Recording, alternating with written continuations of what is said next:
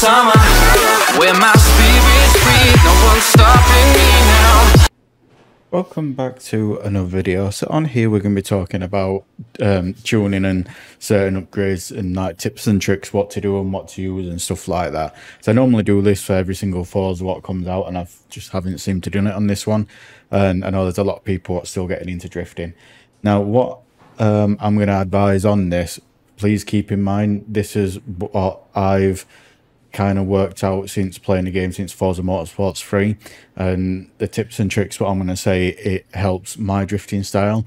It may not help your drifting style, so please keep that in mind. And like I said, everyone's got a different way of drifting, but on the tuning side it will help you a lot. So we're going to jump in now. If you are new to drifting or you want to get into tuning, the best car in my opinion to start with is a Nissan Silvia S15. So when we jump into it, so we'll jump onto the upgrades, and this is my recommendations when it comes to upgrades. Now everyone makes this same mistake when it comes to engine swaps.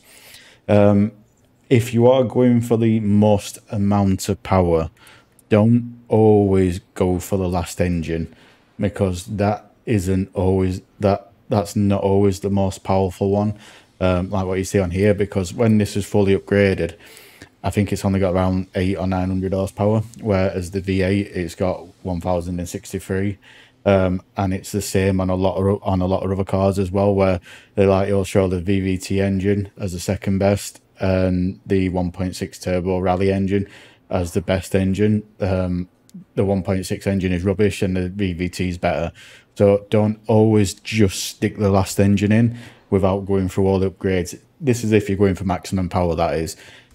Now when it comes to your aspiration, everything I'm telling you on this, it works for rear-wheel drive and all-wheel drive, even though I am doing this on a rear-wheel drive car. Most of these tips will work on an all-wheel drive car as well. So but when it comes to the aspiration, what you put on, it's up to you what you prefer. Now I prefer the turbos, because when I'm drifting I'm always at the top end of the rev range, and on this game that's where the turbos work the best. But if you find yourself at the bottom end of the rev range or using the entire rev range, you will be better off using a supercharger, because when you are below around 4,000 or 5,000 RPM, the turbos don't work. Basically you've got no power with the turbos under 4,000 to 5,000 RPM. So if you are using the entire rev range, you will be better with a supercharger, because it's constant power all the way through. But the turbos, you do get a lot more power using them, but it's mainly at the top end of the rev range, so please keep that in mind. And when it comes to the body kits, if you can find a car that's got a wide body kit like this, I seriously recommend putting the wide body kit on. For the reason is, it gives you a lot more stability when you're drifting. Because there's a weird glitch in the game where wider cars, the wide body kits, gives you a lot more stability than it does without it. Don't get me wrong, you can still tune and drift the car without the body kit on like that, and it will still work perfectly fine. It just will be a lot harder to tune the car, that's all. So keep that in mind. When it comes to the tyres, now this works no matter what tyre compound you put on, that's up to you. But with your tyre width, what I recommend with my drifting style is never go higher than the first one. Now the reason why I recommend that is because I find that the smaller the front tyre is, you can switch your car a lot quicker. You can switch your car a lot quicker and it's a lot more responsive, which is really weird. But with the downside of your braking is awful. So if you're one of them what you slow down a lot or hit your brakes a lot, you'll find that with thinner tires you won't stop as quick, so keep that in mind. Now with the bigger tires on the front, you'll find that your braking's absolutely amazing, but you'll notice that your car is extremely sluggish when you're switching. So it may be better if you are new, it may be better for you just to get used to it, then switch to smaller tires. But the other downside with wide tires on the front as well is when you are sliding your car into a corner, the wider the front tire is, the more grip you've got or more rolling resistance you've got on the ground. So if you've got really wide front tires on, you'll notice you need to go a lot quicker into the corner to get the same drift as what you would with thinner tires on.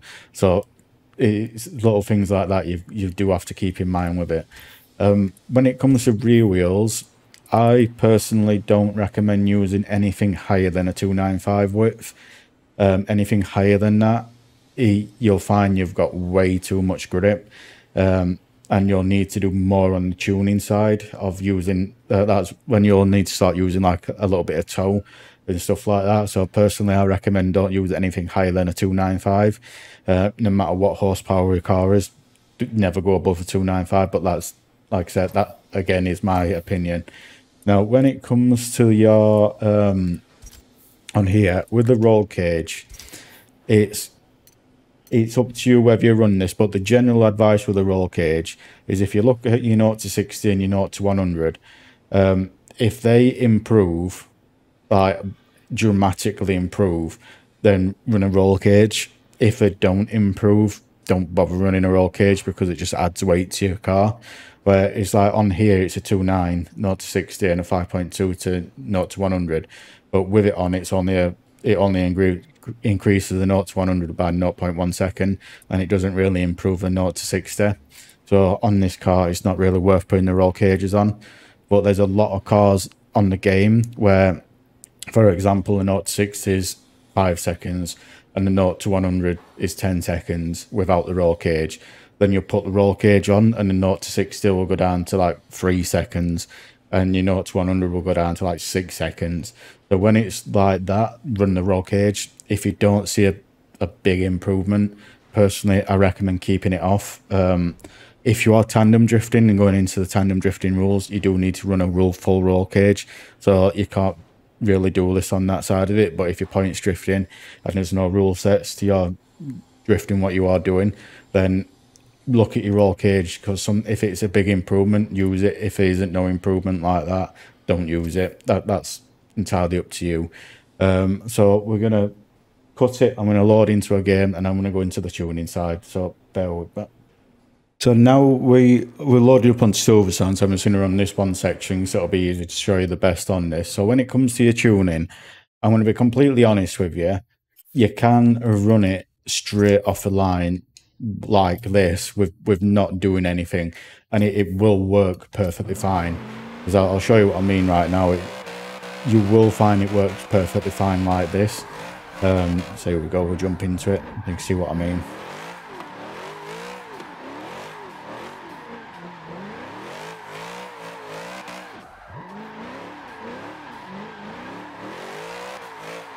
Oh yeah, as you see what I mean here, the car runs perfectly fine without doing anything to the tuning setup. It will work perfectly fine. So you don't really need to jump into the tuning setup that much. If you are new to the game, it does work perfectly fine. So if you are struggling to drift without doing anything to the tuning setup and you're finding your car is too grippy, it's either too grippy or too loose. Now, the first thing you want to change is your tyre pressure. So if your car to you feels like it's got too much grip, just up your tyre pressure. Now, personally, I like to run 55-55 pressure because I like it as slidey as what you can get it. Now, the advantage of running it like 55-55 is you'll have an amazing amount. Your car will just slide forever. And I mean, your car will just slide forever. Like I'll show you what I mean now. So let's get that loaded in. So as you can see on here, it's like it's spinning up rear wheels a lot quicker than what it were before, and you can actually slide it a lot more like that. Now you do have a little bit less grip through the bends, so you will notice you hit the red line a little bit more. But we'll jump into the gear ratios later on. But as you can see here, the car is a lot more slider. If you know, it feels like it's on ice more than anything, and it just holds all the way through, as what you can see. Now on the other side of the scale, if you put as low as tyre pressure in as what you can, this will give you a lot more grip. So if your car is too slidey for yourself, this will give you a lot more grip than what it had previously. The downside to using low tire pressure is it doesn't slide as far, so you've got to go a little bit quicker into bends to get the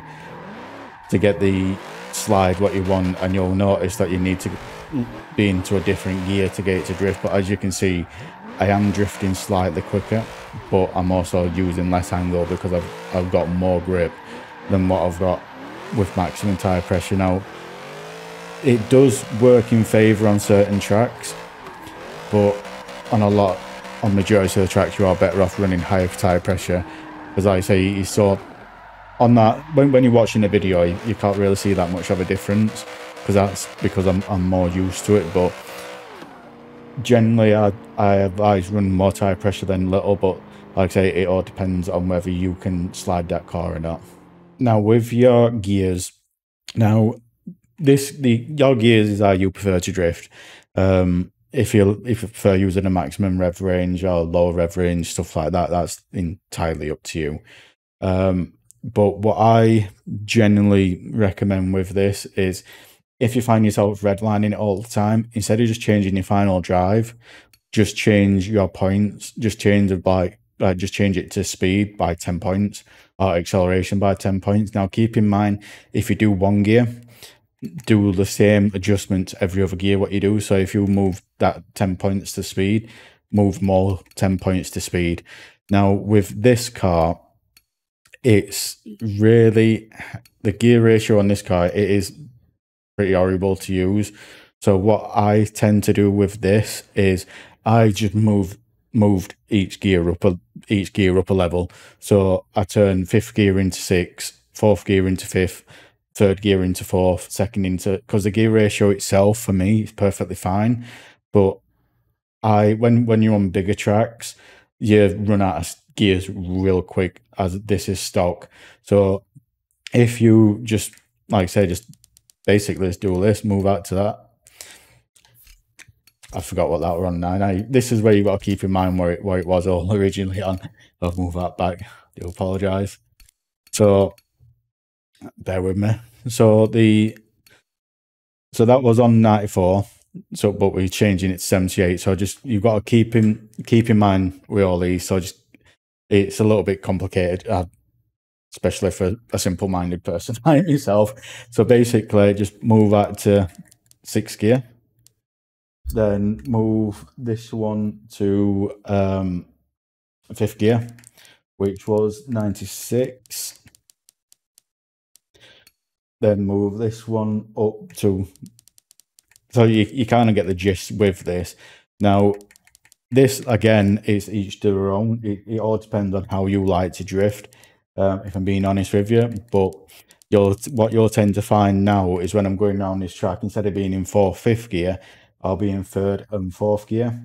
And to me, I prefer that more than anything, especially on bigger tracks, because on bigger tracks, especially with this car, you'll tend to notice that, especially on like Dubai and Dubai and Bernese Alps and stuff like that, and Le Mans, that you'll just be sat in 6th gear all the time and you haven't got room for error. Whereas if you do something like this, just change that by 10 points. If you do something like this, then you're giving yourself room to have more speed. So as you see now, I'm only drifting in 3rd gear instead of 4th, and I can move it up to 4th if needed. So when I go around here, instead of maxing it out in 4th and 5th, I'm doing it in 3rd and 4th instead. And to me, I prefer doing it this way. But like I say, it's each to their own. Because now, when you get into bigger corners, instead of struggling in 6th gear, just sat there maxing it out, you've got, essentially, instead of having 6 gears, you've got 7 gears, if that makes any sense. And it allows you to drag your car out a lot more. Now, when it comes to your alignment, I'm going to be completely honest with you. Yeah, honestly, don't need to touch this. Just leave it as is, because it works perfectly fine like this. Your camber, you honestly don't need to touch this at all. I don't think I've changed camber on any one of my cars. So you can be just leave it. You don't need to touch it. You can even drift it with zero camber and it will still work perfectly fine. But when it comes to your toe, now I only recommend using toe is if you are seriously struggling getting your car to step out. Now, if you now what I mean by that is if your car is like constantly straightening up in bends, you can't get it to kick out, then that's when I recommend using some toe out. Now, personally, I don't recommend using more than 4 because that is seriously OP. So I'm going to max it out to 5 because it'll give you an exaggeration of what I mean on this. So if I use full toe 5, you'll see now that before I get going, there's a massive upside and a massive downside to toe out. But if if you're using toe out, no matter what amount you're using on your toe, if you use toe out in your bends, it will make your car kick out and it'll make it hold angle a lot easier than not using toe. But the massive downside of using toe is your car is extremely unstable on the straights, because as you can see now, it's really hard to keep the car going. When I let off, it just goes in whatever direction it wants to go. See what I mean? It won't go straight. But when you actually kick it into a drift, the back end steps out and it stays out, and you don't need to put as much opposite locking as what you would do normally. So the advantage of using toe out is it will make it a lot easier to kick the back out and keep the back kicked out. And you'll see, like, see what I mean? It just holds it really well, and I'm barely putting any steering input in, and it will just sit there and hold it. But when you get onto a straight, that happens. So keep that in mind. Oh, I didn't mean to do that. But yeah, keep that in mind with toe out.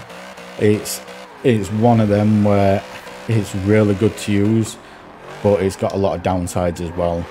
So just keep that in mind. And the same with the front. If you use toe out on the front, it will make your car really hook in the corners, and you'll find your car will just stay planted turned.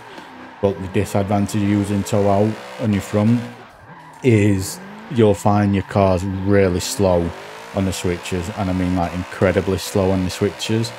But in the bends itself, it will be amazing. So with the toe, I don't really recommend using it.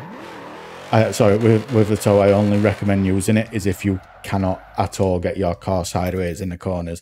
That's when I would just recommend using toe. And with it, just start with like 1 degree, then move up to 2 degrees. If that's not enough, then move up to 3 degrees if that's not enough. But personally, just leave it stock. You don't need to use it. Now with your anti-roll bars, I don't really touch my anti-roll bars because I like how the car is. But with your anti-roll bars, if you notice your car's going too much to the side, like rocking side to side, then just use it a little bit stronger. But it's up to you on how you like to use it, because too soft, your car will really rock side to side. But the advantage of that is you get an amazing amount of grip added, because all your weight of your car's on that side, so you will get a lot more grip for it. But the downside is your car will look like a seesaw basically. So I don't really touch my anti-roll bars. Same when you come to your springs. With your springs, this comes down to your drifting style. So if you are constantly running the curbs, like constantly running over the curves, or your front wheels constantly on the curb, or your rear wheels constantly hitting the curb, then I recommend using softer springs, because with softer springs, it will basically soak the curb up, the bump, so you'll not spin out. Whereas if you're like myself and you don't spend a lot of time on the curbs, run your springs a lot stiffer. Now, when I say a lot stiffer, I mean just something like that, basically. Now, the reason why I prefer to do that is I'm not on the curbs very often, so I don't really need to run it soft. And on the flip side of running it stiffer, you'll tend to find you have a lot more car control as well, because your car's not swaying all the time, it's not bouncing all the time. So you'll tend to find you've got a lot more car control on the expense of, if you hit a curb, more than likely you'll spin out. So if you are new, I just recommend keeping it stock. Don't really touch it, but if you are constantly on the curbs, just make it a little bit softer. Now with your ride height, you see everyone comes on and they always just slam the car. If you're going for looks, then do that. But if I'm being completely honest, keep your ride height stock. If anything, raise it up. The reason why I say raise it up or keep it stock is this comes down to when you're hitting curbs again. When you're hitting the curbs and hitting the bumpers, when you're really low and slammed, then you'll basically just scrape and spin. And you see it a lot on Dubai, where people will run slam cars, and on the S-bend going up the hill, the front tire will hit the inside curb on the S-bend and they'll just instantly spin because the car's slammed. They're running extremely stiff suspension, so as soon as the tire hits a curb, it just lifts the entire side of the car up and you're just basically two-wheeling it around the corner, so you spin. So I recommend keeping your ride height the same, if not run it high. But again, that's down to your drifting style. Now the same comes to dampening as well. If you are constantly on the curb, run. Now this is my opinion, this is up to you, this is what I've learned over the years. Then run your bump stiffness, run everything soft. Run everything soft, but run your run your rebound high, stiff, and run your bump stiffness soft. The reason why I recommend that is on your rebound stiffness, if you run it high like this and you run this really soft, put it all the way down. This is going back to like the old school ways of tuning. If you run it like this, if you hit a bump, your car will, your springs will just soak it up straight away. It'll just soak it up and you won't really notice it. With your rebound being stiff, as soon as you drop down off that curve, or once you've hit it, your springs will just go back to normal height. It won't sit there compressed, and you'll find running it like this, or not exactly like this, but running your rebound stiffer and using your bump stiffness softer, you'll tend to find you'll get a lot more control, especially when you're hitting bumps and stuff like that in the track. So that's up to you. On your braking, now it's up to you what you run your braking levels at. If you run ABS on, I recommend running this basically. If you run ABS on, I recommend using this sort of braking pressure, where 70% is good to your front wheels in 100% pressure, because it helps it stop a little bit quicker. Now, if you're like myself and use ABS off and you want to try something completely new, then I recommend using this. Now, the reason why I recommend using this is, it's a weird one, but you'll understand. When I just apply my brakes now, you'll see just my front wheels lock up. It doesn't even stop my rear wheels. Now, there's a lot of advantages to this and a lot of disadvantages. Now, the advantages to this, I'll get a big run up to this corner so you'll see what I mean. So the advantages of running that is when you're coming into a drift and you're sliding it really far, you can just yank your e-brake on and keep it out. Then once your front end starts going too shallow, you can just lock up your front wheels, then it'll suck in your front a little bit.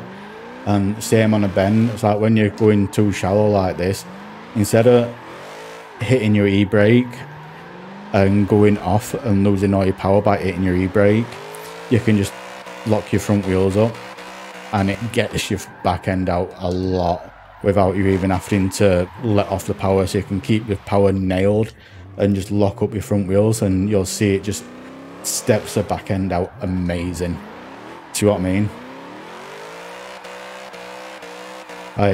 You can keep on your power and it will just bring your back end out an incredible amount. And doing this, it gives you a lot more control, because you don't have to go off your throttle to hit your e-brake. You can just lock up your front wheels and it will just step your back end out an immense amount. It is a drifting style what takes a lot to get used to, so please keep that in mind. If it is something what you can't get used to in a day, it does take a long time to get used to, because you've got to go from, instead of hitting your e-brake to get your back end out halfway through a corner, you're hitting your brakes instead and locking up your front wheels, because doing this you can get basically max angle, as you can see I'm doing here. And in doing this as well, you can drift really slow if you wish. Like, you see what I mean? Keeping maximum angle while drifting really slow, and that's the advantage of it as well. So instead of just nailing it really quick to get the angle you want, you can just drift incredibly slow and just lock up your front wheels and get maximum angle. Now using that technique with your handbrake as well, you will tend to find that the amount of angle you get will absolutely go through the roof. And I mean absolutely go through the roof. I went from getting like 7.0 angle or not much angle to, you know, to max the car out. And I've been doing this since Forza MotorSport 3, and a lot of the top drifters, pretty much every top drifter on the game does this technique, because it allows you to keep on the power while also keeping your angle. So it's just something to give a go at. Now again, it's not to everyone's liking. You don't have to run that, because you can get the same results using your handbrake by clutch kicking it. So when you use your handbrake, just keep your throttle pinned. Use your handbrake, then pin your throttle and let go of your handbrake, and you'll get the same effect. But when you do that, you tend to find it's a lot less controlled than what it is just locking your front wheels up. So like I said, that's entirely up to you. Now when it comes to your differential, it's up to you what you run. Now personally, I like to run an open diff. I tend to run it anything from 55 up to 70% on an open diff on acceleration.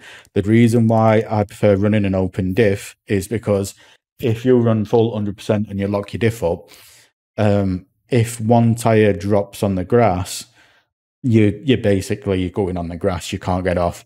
Whereas if you've got an open diff, if one tire hits the grass, then that one tire what's hit the grass will just spin up and do a one wheel peel, and it will stop your car getting sucked onto the grass. But like I said, that is down to your drifting style. Now with deceleration, I prefer to run it at 0%. The reason why I prefer to run it at 0% is because when I blip my throttle and I let go of my throttle when I'm drifting, the car's not instantly slowing down on the engine. So I don't have to keep my throttle on. I can just slide it like that and not on power. And just, see what I mean? It means you're not using your power as much, and you can just let go and you can still drift it perfectly fine. And not many people really understand this effect. Again, it's one of them, it takes you a while to get used to, but as you can see here, I can just blast it through here, just let go, and it will just keep drifting but slowing down. See what I mean? It's not really slowing down as quick, and it's like, it's a big difference when you're using it. But like I said, hope all these tips and tricks have helped. I'm going to jump off now. So yeah, thank you for watching and take care.